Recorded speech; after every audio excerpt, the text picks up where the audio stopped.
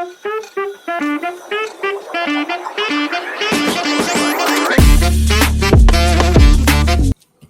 greetings and welcome to this edition of the Asia Spotlight series. I'm Manas, a researcher of security and society here at Asia. And today we bring you an episode that delves into one of the region's most strategic and sensitive flashpoints, that is the Thailand-Cambodia border tensions. To help us unpack this complexity, we are honored to be joined by Mr. Chhay LIM, designated Deputy Director at the Center for Southeast Asian Studies at the Royal University of Phnom Penh. Mr. Lim is a seasoned analyst of Cambodia's foreign policy and the regional dynamics, with deep insight into how historical grievances, domestic politics, and external actors, including major powers like China, intersect in the region. Joining me today is also my colleague and fellow researcher and geopolitical analyst, Priyanka. And together we will be guiding this conversation to understand what lies beneath the recent clashes near the Emerald Triangle and how these incidents are perceived in Cambodia and Thailand and the broader geopolitical implications they carry for the region. So without further delay, let's begin. Mr. Lim, could you start by walking us through what exactly transpired during the May 2025 incident at the border and why this particular episode has triggered such serious diplomatic, political, and regional concerns? Thank you very much. First of all, I'd like to express my appreciation to Advanced Study Institute of Asia and in short Asia for having me in this episode. Indeed, I think this is a really timely and significant topic that we cannot ignore. I mean, the further implication of the issue itself. At the surface level, you might see the issue is a bilateral issue between Cambodia and Thailand. But if the issue is not well managed, it can lead to the further escalation. I think it's really something that we are really concerning in both countries, Thailand and Cambodia, but as well as the further regional implication of the peace and stability in Southeast Asia, where we have, for example, the Association of Southeast Asian Nations, ASEAN, and trying to manage and to ensure that this is peace and regional stability and there's no any kind of conflict that lead to involving the armed force, which perhaps disrupt the trade and economic activity. I'm quite looking forward to discuss more in details of this issue in today's episode.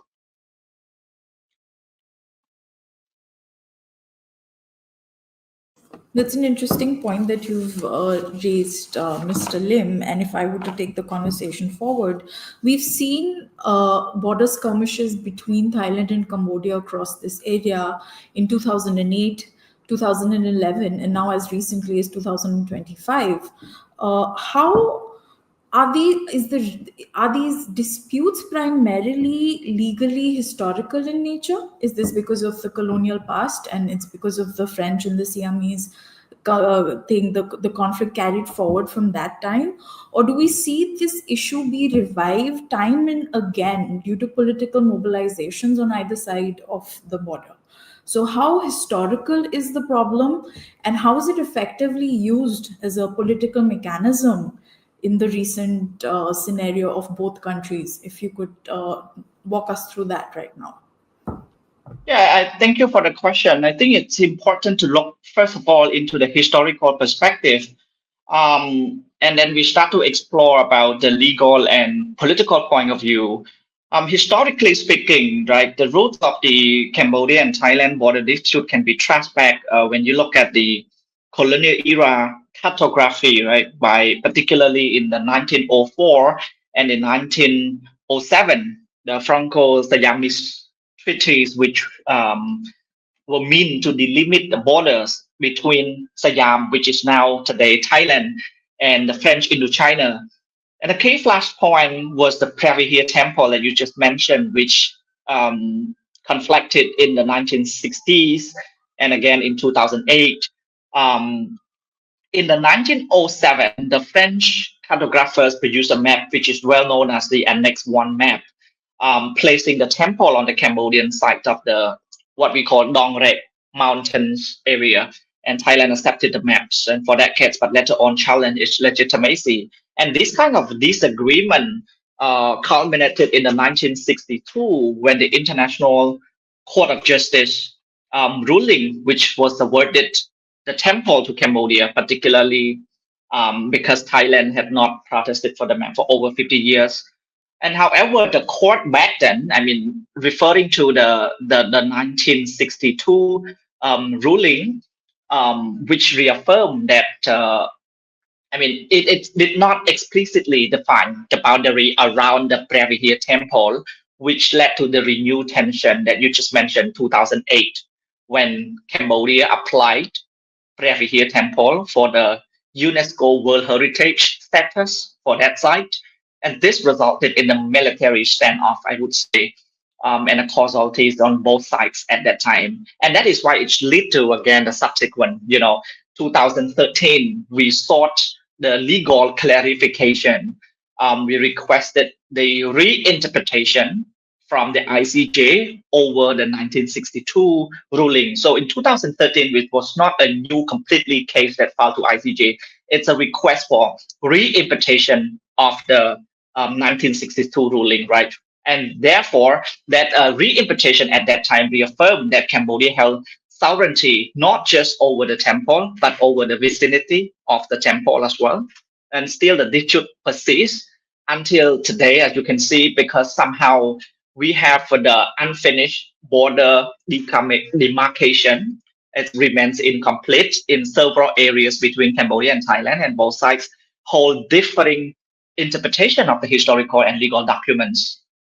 So and it's listed today issue on I think it started on the 28th May when the Cambodian soldier was shot to death. Both sides has different, again, statements and clarification. It was clearly that it was only one.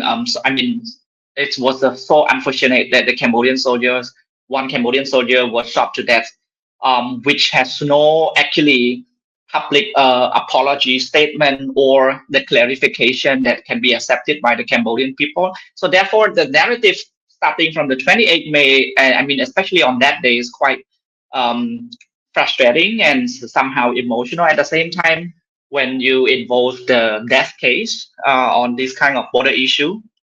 And the statement from Thailand was not, like I said, it's not something expressing sort of the condolence and somehow, but it's more on the clarification and finger pointing to sort of, I remember on that day, the defense minister, Phumtham Vichayachai, claimed that the Cambodia fires first. While the statement from the government of Cambodia's side stated that it's really a sort of, they call it strongly condemned, I quote, any individual or entity authority that made the decision to carry out such an act of aggression, unquote. So I think this kind of issues and led to many sort of very fast evolution since the 28th May of the border tension between Cambodia and Thailand.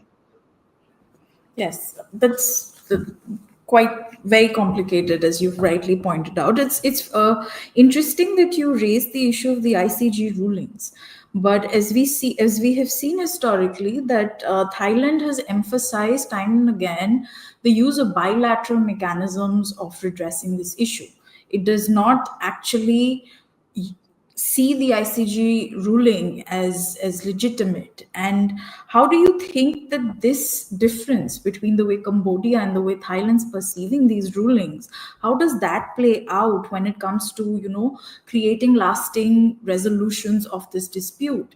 And what power dynamics, especially in terms of the national interests of Cambodia, and if Thailand perhaps, like what are the power dynamics that we can see between the two countries play out, especially when we have flashpoints like 2025 between the two countries? If you could just walk us through that as well.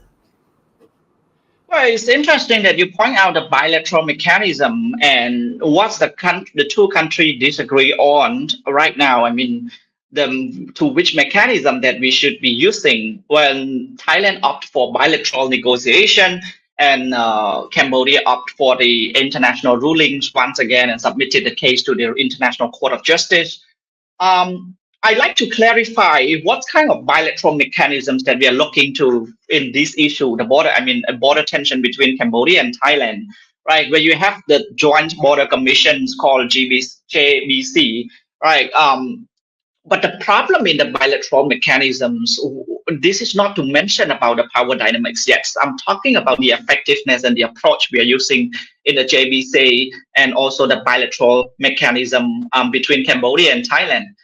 In Thailand, we are quite confusing because the signal is not that clear when it comes to the negotiation table. What kind of position that we should trust and stick into, and who can decide what to negotiate and who can implement the negotiation outcome, right? And you have this kind of confusing political factions in Thailand, whether it's opposition party Voice, whether it's the ruling coalition led by Pheu Thai or suspended Prime Minister Paetongtarn, and the military and the Second Army region that control the area where it's being disputed with Cambodia. Because the government's statement is not always consistent. The government in Bangkok and the Second Army region statement is not always consistent. The Ministry of Defense has an inconsistent voice. So I think when you're coming to the negotiation table with a sort of different views and stand from one side, so I think it's make the case quite complicated and confusing. So let me raise one simple example on the I think around 8th of June, when the but with one or 2 days before that, the central government in Bangkok said there will be no border closing, there will be no sort of spilling over to the trade relation between the two countries. We're trying to manage the tension and not to make it, affecting the trade relation between the two countries. Thailand enjoy a very good trade surplus with Cambodia. But the day after, you can see that the Second Army region ordered unilaterally, I emphasize the word, unilaterally adjusting the closing hour of the border, which is quite surprising to the Cambodian people and especially a confusing signal to Phnom Penh. When they say there's the spillover effects on economy, what the politicians in Bangkok threatened to cut the internet supply, electricity supply, or probably, other supplies, whatever that Cambodia buy from Thailand. And then this led to, subsequent decision from Phnom Penh that then it's fine, let's cut the supply of the internet cables that's provided by Thai companies and all of this. So to be more effective, when you cannot sort the bilateral or confusing bilateral mechanism, I think the International Court of Justice is the only authority that can justify it and can make us to the table with sort of based on international law and internationally recognized legal mechanisms. Absolutely, that's very interesting. But however, if we see the history between the two countries, the institutional mechanisms have also been heavily influenced by the personal political connection shared by the leaders. So if we see the Shinawatra family from Thailand, especially under Thaksin, and we see the relationship that he shared with Hun Sen, the diplomacy and the entire the addressal of these issues was very different. So do you think that the personal relationship that they shared, and if we compare that to Thailand's present, instability, and we see the Cambodia's we've had Huan Manet come in place of Hun Sen. So are we seeing a rupture from the previous ways of saying? Because I hear you say institutional mechanisms of redressal, but personal political diplomacy has also been effectively wielded by Cambodia in the past to address these issues, where we've seen relatively stable conditions between the two countries. So how do you think that if we were to look at perhaps the incident of the leaked phone call that has resulted in so much turmoil in Thailand, like how would Cambodia see, this personal brand of diplomacy also play out in the situation? Well, from my personal point of view, I don't put much, emphasis on the personal diplomacy to solving this border dispute, especially in the case of Cambodia and Thailand. Because no matter how much you close to the prime minister, when the prime minister has no power to decide, I don't think the negotiation will be effective. And look at the case of Paetongtarn government. That's a weak government in Thailand. So we don't have, we don't want to comment on the domestic political system, but when it's the weakening of the legitimacy of the Paetongtarn-led coalition, make a confusing signal, right? So in Thailand, which actor, which political faction that you should talk to when it's come to deciding the decision, making the decision, implementing the mechanisms that you agree upon. Because you cannot come to the table and just say you agree on this point, but you go back, your army did otherwise. So that is why the personal relationship that the Cambodian prime minister, former prime minister, and the current prime minister enjoy with the Shinawatra family on the personal level, and then you look at the national level, it doesn't really have that much when we see the weakening legitimacy of the Paetongtarn government. Because if you just mentioned the leaked phone call, right? Was the point that we can take from the conversation contents? If you listen to the full audio, where the former prime minister, I would say former because she's in suspension by the Constitutional Court in Thailand, she did not agree with the border closure and did not agree with the adjusted hour of when you should open your door for crossing of fruit and vegetable to entering into Cambodian territory. She was not the one to decide on these mechanisms, but the army. So that is why I said it's quite complicated to look at into this kind of level. Even we are close to her, and whatever level you have, whatever relationship or rapport that you have together with the Shinawatra family, it's not been really effective. And from my view, I tend to see it from the national interest level. When it's time of conflict, you usually can already see that if former Prime Minister Hun Sen and former Prime Minister Thaksin what I find the common stand is that they said we had a close relationship for 30 years, but when it's come to the national interest, I like to put my nation first. Absolutely, that's a very strong point that you've ended with. So what I hear now is like we can break up the issue into two sections. One is the strategic implications of this complicated relationship, and the other is, of course, the very strong economic relationships that Cambodia and Thailand share. So if we see cross-border, especially labor migration and cross-border trade, these are areas that Cambodia and Thailand are extremely strong on. What consequences, and the moment there's a conflict, the moment there's a crisis, we see like measures implemented for border closure, economic measures like Cambodia bans Thailand's import goods, so we've seen these consequences.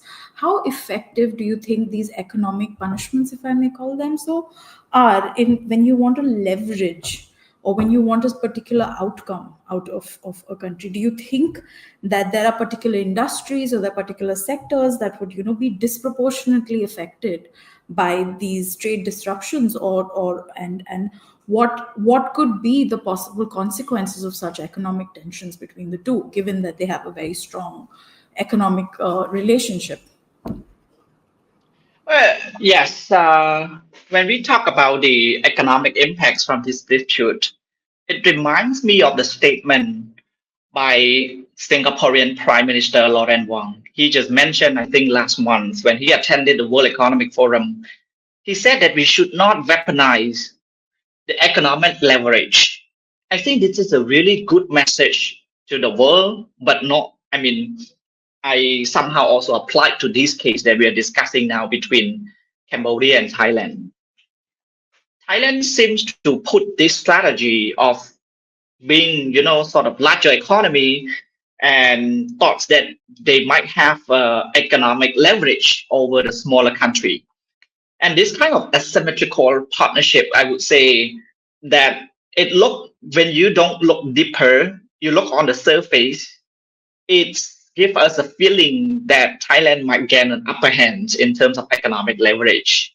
And if you have the problem with Thailand, we just cut all of our supplies to the kingdom.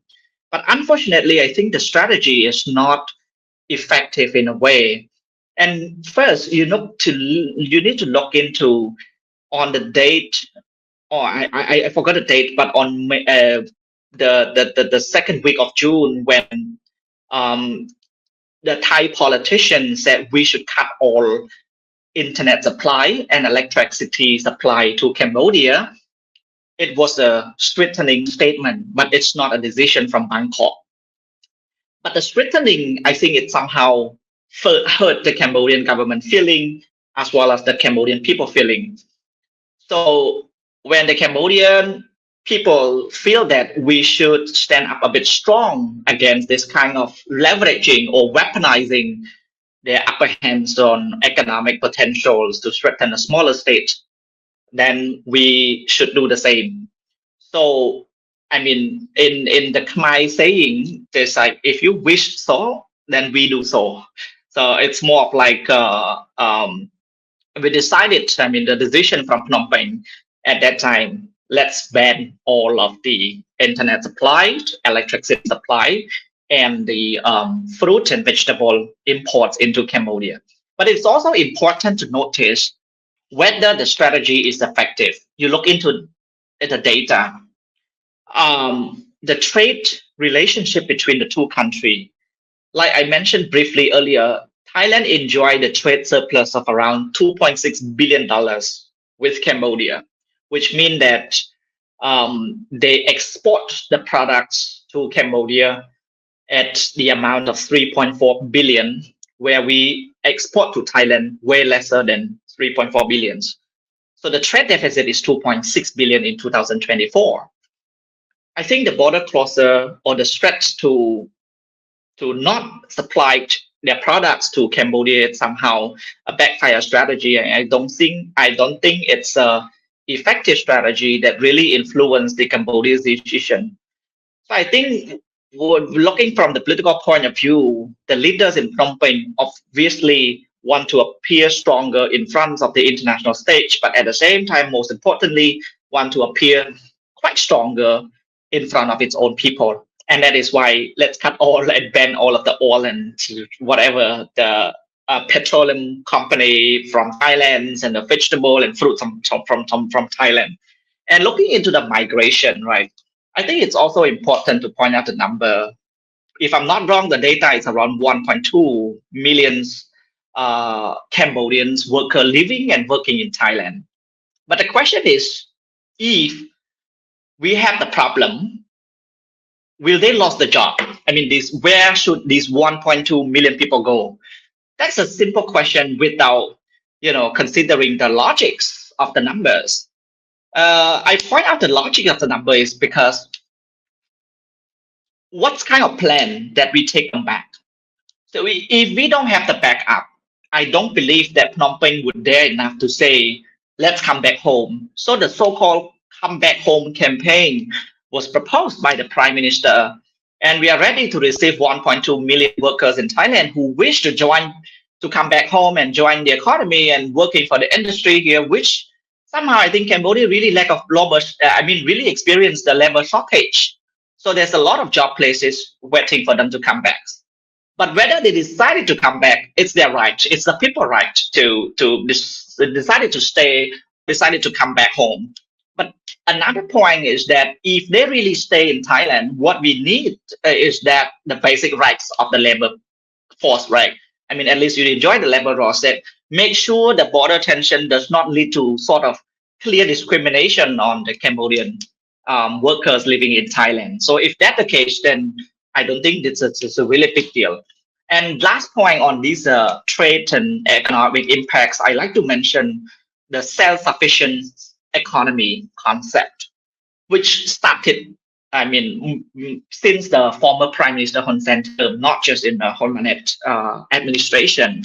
So it's very important when you're trying to shift back your economy from an from dependent economy to the self-sufficient economy. So as time of crisis, it's allowed you to have somehow the leverage to stand up quite strong against what you perceive as a powerful neighbor or the threatening neighbor. Raising the example from sort of electricity and oil supply, Thailand accounted for probably around 19 to 20 plus percent of the oil supply, where the other source of supply, you have diversified sources like Singapore, Indonesia, and Vietnam. Vegetable and fruit, you have somehow domestic products, but at the same time, you also import from Vietnam. The electricity, let's say, I would say, with taking the statement from Ministry of Energy in Cambodia, there's been hydropower accounted for large percentage of the country energy supplied. So self-sufficient economy and diversification strategy is really important to plan ahead before the border issues happen. So it's really helpful in this way to look into how much Cambodia can be self-sufficient and how much it can leverage its diversification strategy at times of conflict. Those are very interesting points that you've raised, Mr. Lim. There's one clarification that I would like from your end. When you say that Cambodia is ready to receive the laborers who've gone to Thailand for work, you are saying that Cambodia has the economic capacity to receive back these migrants, right? If you could just explain, or if you could expound on that idea as to how the Cambodian economy, which is going to be able to adjust to having restricted trade relations with Thailand. How would this work out? If you could just explain that a little better, or like in fuller terms, that would be interesting, because it's a very interesting point that you've raised. If you look into the announcement, it's quite a fast response on June 17, when the Ministry of Labor and Vocational Training of Cambodia make an official announcement to receive back if they wish to come back or they face any clear discrimination at the border tension with Thailand and having difficulty of living there because of discrimination, then they can choose to come back. And like I mentioned earlier, it depends on their willingness, and we don't force. And then also important to note that Thailand has not issued any decision to announce, to announce to the Cambodian workers who living in Thailand to come back home, because that's clearly also affects somehow the Thai economy, which depends on the low-skilled labor force, especially from Cambodia.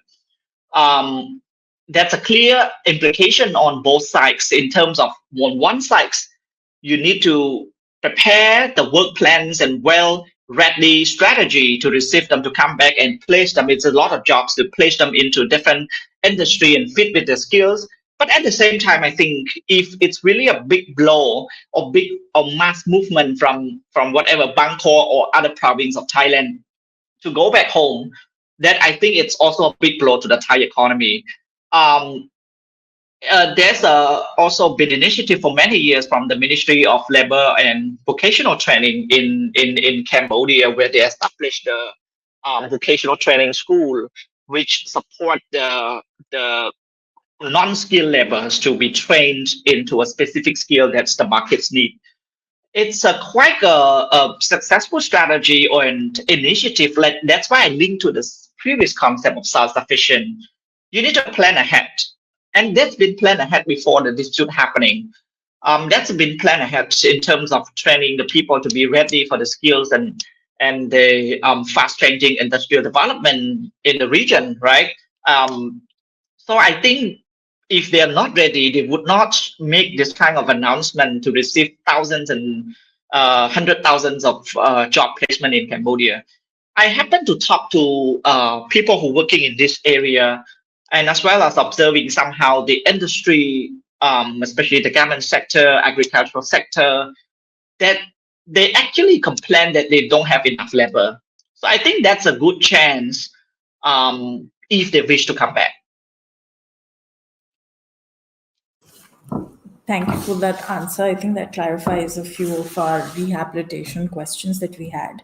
Now that we've discussed the economic side of it, if we were to look at the conflict and the relations between the two countries strategically, do you see this issue being raised time and again between Cambodia and Thailand as a sort of bargaining chip, between the two countries, when they need to distract from issues perhaps of instability, or if they need to distract from issues of economic non-growth, or if they have to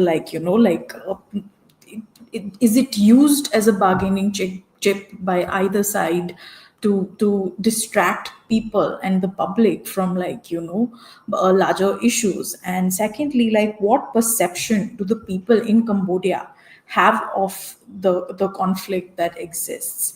And to tie that to the larger questions, do you see other areas between Thailand and Cambodia emerging as flashpoints of potential conflict if we were to not look at just the temple or the border issue? What probable areas could become possible future black swan events between the two? And if you could, for example, we've seen that in the Gulf of Thailand that a few critical minerals have been discovered. Cambodia is making military conscription mandatory thing. This is a statement that Hun Sen has made. How would these are these events in any way connected? If we could draw lines and connect the dots, can we do that? And secondly, is this issue time and again used by either side to derive certain political outputs? If you could walk us through that. So first of all, I like to mention about you mentioned whether it can be a tool to political legitimacy of both countries. I like to start off from Thailand context. The Paetongtarn government, like I mentioned, it's a weakening coalition. People in Thailand has been clear with that. And if we walk through the 2008 border tension again, it's also been a political instability in Thailand, where they exploit the Cambodian issues to weakening their opponents. So it's been clear from 2008 back then to the clash between the Shinawatra family back then and military government. And it's happened again here. It's not coincident to suddenly raising the point of Kokot. You mentioned the Gulf of Thailand, and the islands that they claim, somehow the overlapping claims in the Gulf of Thailand between Cambodia and Thailand. The certain opposition party members also accuse Paetongtarn of being weakening, fulfilling the Cambodian needs. And even you hear from the leaked phone call conversation between Paetongtarn and former Prime Minister Hun Sen. After it leaked, the opposition party in Thailand accused her of being so weak and too much respectful, and somehow serve the Cambodian interest. That's been a clear and obvious political tool to weakening the already weakening coalition led by Paetongtarn. But to whom would benefit from it? I don't know. All of probably the opposition party member, whether it's United Thai, Palang Pracharat Party, or other political factions in Thailand, just to make Paetongtarn look more weakened and our power. And now it's been suspended. And looking from another point of view, I like to mention the Cambodian context. I don't think the government of Cambodia putting the Thai issue as the largest source of legitimacy. So let's look into what source of legitimacy that they enjoy for the last decades, that the one party dominant in every election in the country. I don't think the Thai issue is the main source of legitimacy to support whatever you say, the popularity of the former Prime Minister Hun Sen and the current Prime Minister Hun Manet. The largest, but if you really look into the case of Thailand, the response is indeed, the response from Phnom Penh government indeed really adds a lot of scores, the points to increasing popularity of the permanent government, but it's not the largest source of his legitimacy. Both the Senate president and the current prime minister. But the largest source of uh, legitimacy that they enjoy for decades, it's more on economic growth and the overall stability of the country. And they've been using that narrative for many years, but they never use the Thai narrative to support their legitimacy in the country. It's important to note when he's officially become the only one prime minister from 1998 through the election, he's been using the peace campaign. When Cambodia turning from a war-torn country, he was the one that ended the civil war, and if it's without him, that would not, turning Cambodia into a peaceful country and focus more on the development journey. That's the narrative that he's been using for many years, and it's bought in by the people. So I would say economic legitimacy is quite stronger. But when the problem that Thailand initiated on the border and the Cambodian response, the signal from Cambodia is that Hun Sen and the Prime Minister Homanet both trying to portray as a strong response, not a weak response, despite being smaller economy than Thailand. So that's a clear, like I said, adding the points to the popularity, the existing popularity that they enjoy for years. So it's a different.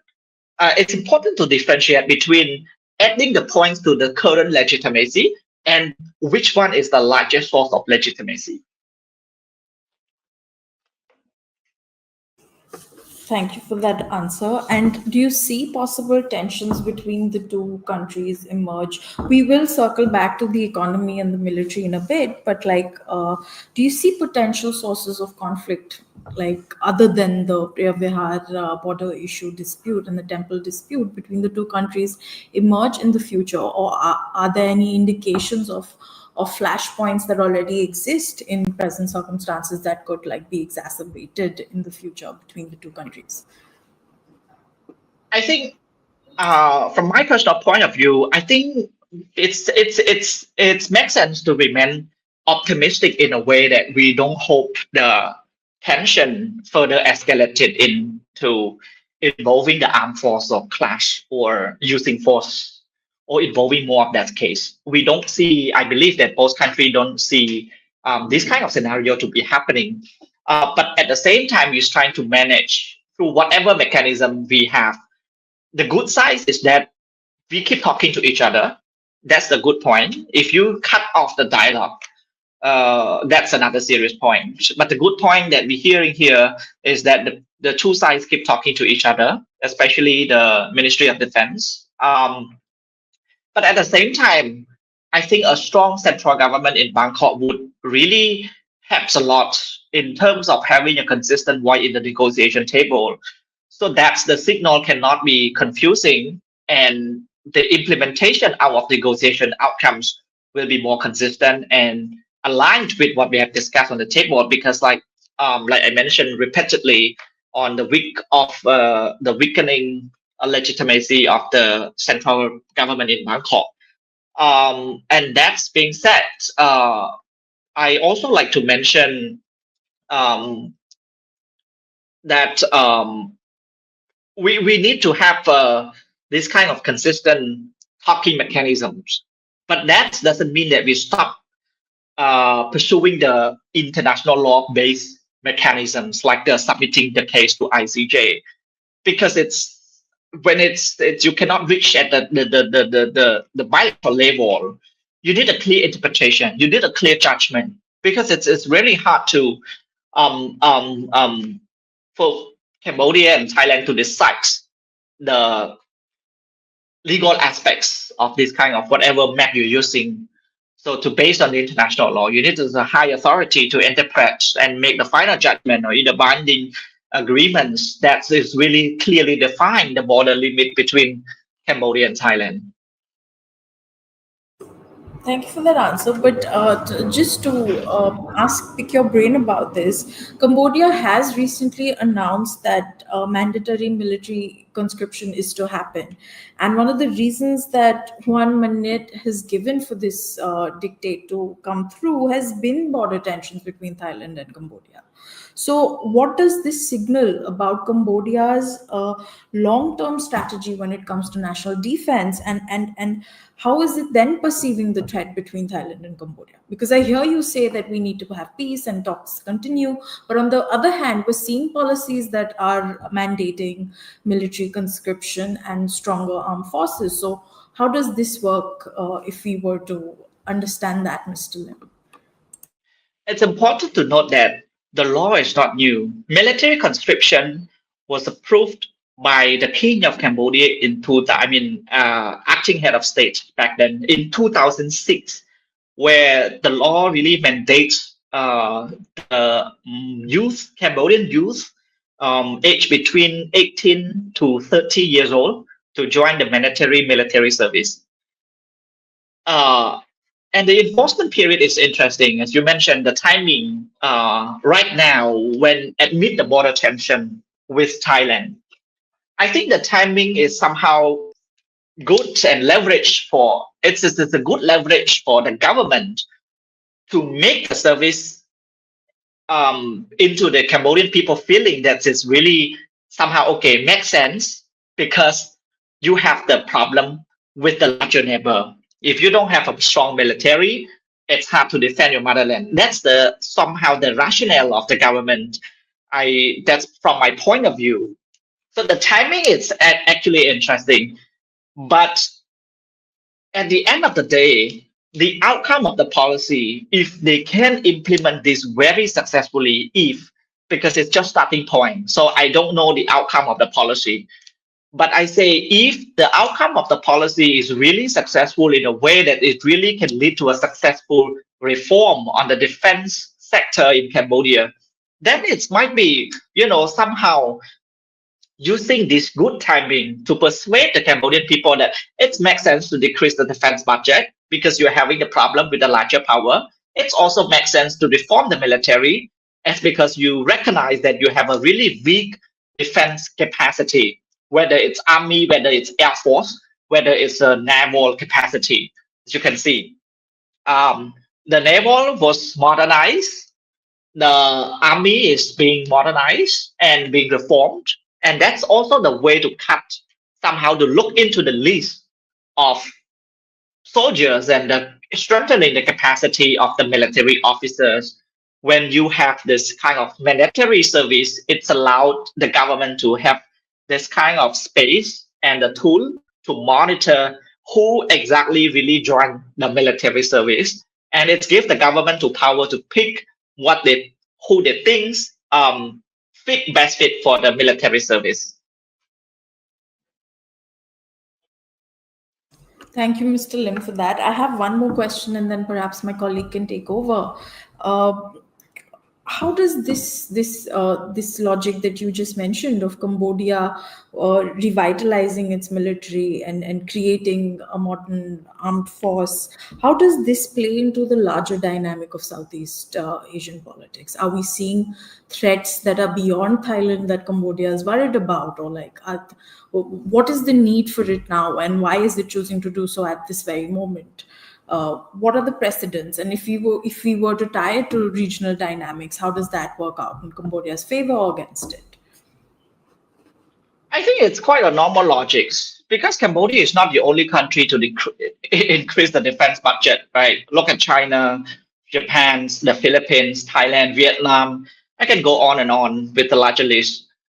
And given the current capacity of the defense sector here, I would say we are way weaker than the immediate neighbors like Vietnam and Thailand. So if you ask from a perspective of the Cambodian, then they might give you a consistent answer. If you ask the 10 people or 100 people here, they would ask you back, if not now, then when? So that's an interesting question to know, that when your neighbor is increasingly being assertive just like the logics of how Japan view the Russian threat, just like the logic on how Japan view the China threat and North Korean threat, and how the Philippines view the China action in the South China Sea, I think it would be the same logic to understand this kind of power dynamics at play.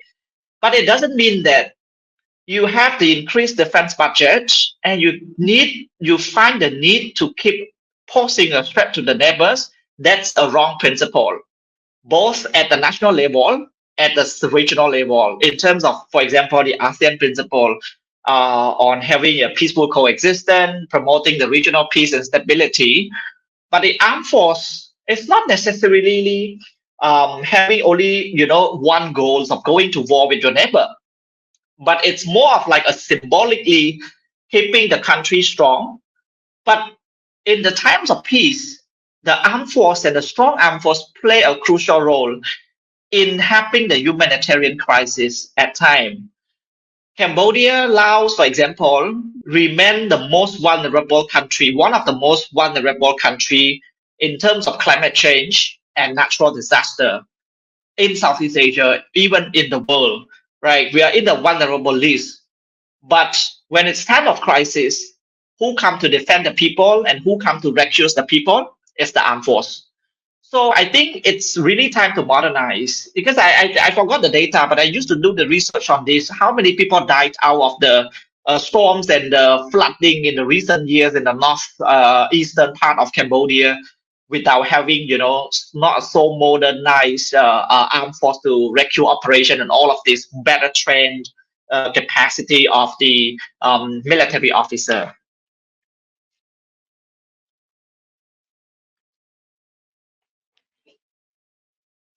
I think my colleague has a couple of questions that he would like to ask you. And Manas, can you go ahead? Sure. Like you also mentioned about the military and its budget, right? So we know like Cambodia has like a major chunk of its budget spent on military, which is like 739 million out of 9.32 billion last year. So, and now one man on Monday in his military uniform addresses the nation and says like he wants to increase this. So, how are the common Cambodian citizens receiving this news of further increasing the military budget? You have told like not only in this global disturbed times that we're living, not only Cambodia, many countries are doing it, but how is this news being received by Cambodia, which is designated as a least developed country by most of the parameters? You mean the on the increase of the military budget spending? Yes, yeah. I don't think there's much sort of comments on the military spending, but it's more if I look into the public opinions on you just mentioned the military mandatory service. There's a mixed view, because the law, like I said, was signed in 2006, but now revitalized and trying to enforce from 2026. There's a lot of question that the people are asking to the government, but everything has not been decided yet. That's why they have the mixed opinions and trying to somehow provide the recommendations to the government to consider what can be done in a better way and in sort of beneficial way for the whole nation or the people. But regarding the military spending, right, I don't think it's a big deal in terms of having the backlash or whatever from the country perspective. But I don't know the perspective from the regional state. But in case there is, I think looking into the numbers and data again would really help. Thailand military budget annually in 2023 roughly around 5 to 6 billion US dollars. And Vietnam's trying to project its sort of intention to give a rise to the military budget even to $7.8 billion by 2028. While Cambodia for this year, probably around less than $8 or $9 billion, if I recall it correctly. But that's a target for when the military conscription come into force, enter into force in 2026. So that's a a good start to look into the number first and assessing the capacity of the economic growth, whether it's sort of having the balance on the mid budget division and spending on every sector.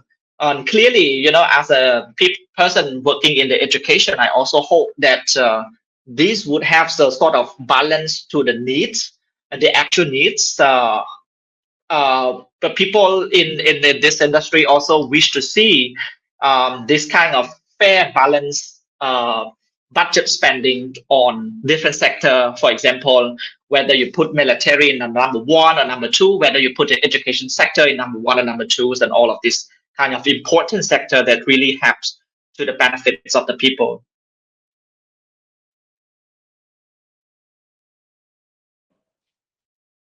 Thank you for that, Mr. Lim. And also, like we talk about the regional order in that region of Southeast Asia. And when you talk about that, you always talk about ASEAN, right? And ASEAN has remained largely on the sidelines during this recent border clash. Do you see it as a failure of the ASEAN's conflict resolution mechanism, which was, mind you, like primarily designed for economic means in the region? And also, do you think this exposes deeper structural limitations within the organization? And to add to it, do you think conflicts like this, given the historical conflicts between some of the member states, further destabilizes the success of ASEAN in the region? Well, it's important to bring ASEAN into the conversation. I think ASEAN colleagues have different views on this. And to me, whether you decided to use the term failure of ASEAN, it really depends on how you define ASEAN as an organization. Because, in principle, ASEAN was not created to be a judge on which sides, right? When this kind of border tension, and we don't have this kind of dispute mechanisms, like what can the ICJ can provide, for example, the legal mechanisms. But ASEAN has sort of mediation sort of capacity back in 2008 when we have the border tension, when Indonesia stepped in and trying to mediate, manage the peaceful talk, and make sure that it does not further really escalate into a large-scale war that we don't wish to see that kind of scenario. ASEAN has indeed limited capacity when it's come to this kind of political security issues. It's not just the case of Cambodia and Thailand, but the case of whatever you see, the South China Sea. And if you keep criticizing on ASEAN failure, I believe that ASEAN colleagues will just jump in and say, we are not the judge. We don't have the legal mechanisms. We are not created to manage these kind of boundary issues and judge which part of the land should belong to which sites. And that's clearly the limited capacity of ASEAN that they can do.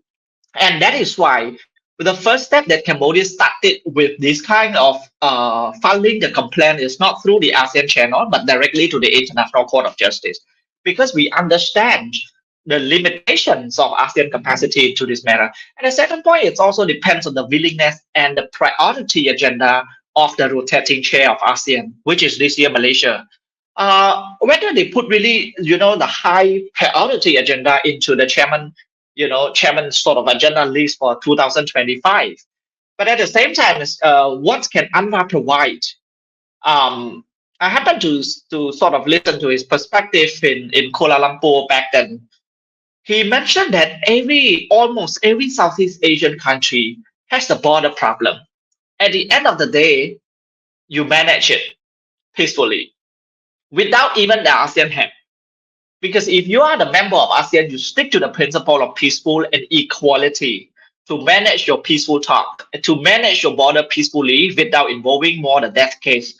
So that's the only response that we can see from ASEAN within its capacity.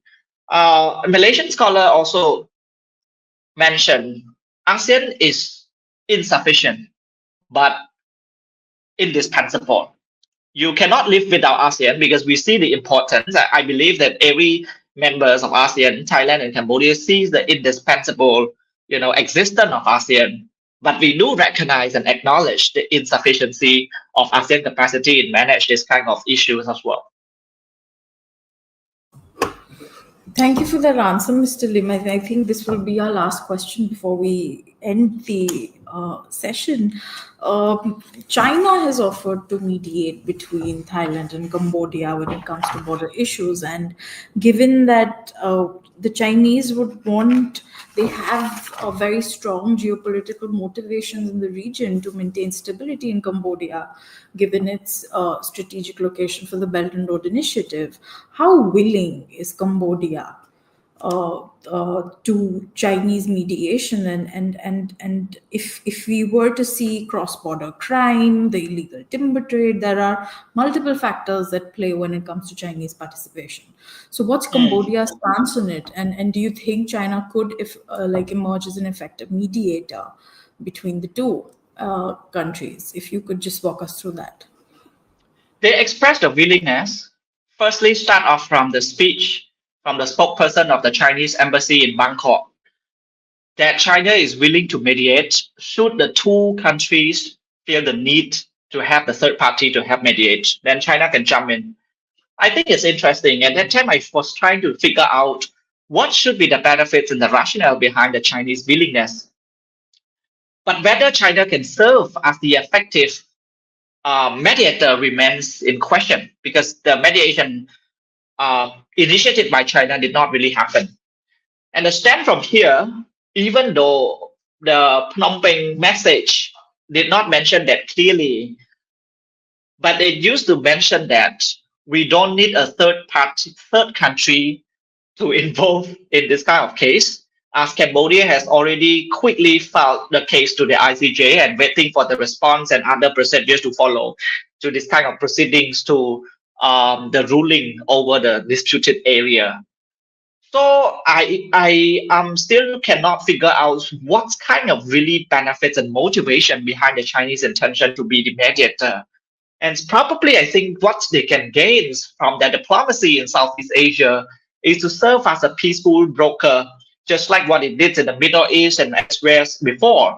And given at the broader look of the Chinese foreign policy towards the region as well as towards the the global policies at large, is trying to project a good image as a peaceful country and a country that's trying to promote peace.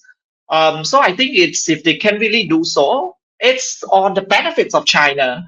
But whether the Thai side or the Cambodian side is willing to join the mediation, or let's say we really willing to join the mediation, just like what we did in 2008 with the Indonesia as a mediator.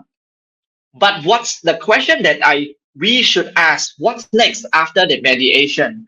Whether it really can provide the legal judgment over the disputed areas, whether both sides can be satisfied with the mediation. I think what the mediation helps is perhaps just bring the two conflicting parties to the table to manage the peace talk. But the outcome of the mediation still remains in question, because it's not a binding judgment, it's not a binding agreement out of the mediation, whether you can have China, whether you can have the US, whether you can have Japan as the mediator. The outcome will be the same as sort of friendly outcome and legally non-binding. Thank you so much. Thank you so much, then, Mr. Lim, for taking the time to speak with us today. It's been incredibly insightful listening to your thoughts, not just about the recent border clash itself, but like the broader political and historical context that often gets overlooked. Like, you've really helped us understand that these tensions are, kind of layered, and that there's so much more to it than just geography. So I also want to thank my colleague Priyanka for being a part of this conversation, and of course, a big thanks to everyone who tuned in. We hope that today's session helped make sense of an issue that's often spoken about but rarely understood in full. That's all for now then. Until next time, take care. Thank you, Mr. Thank you very Lim. much for having me in this episode. And thanks, Priyanka and Manash, for this amazing moderation. Thank you. Thank you, sir.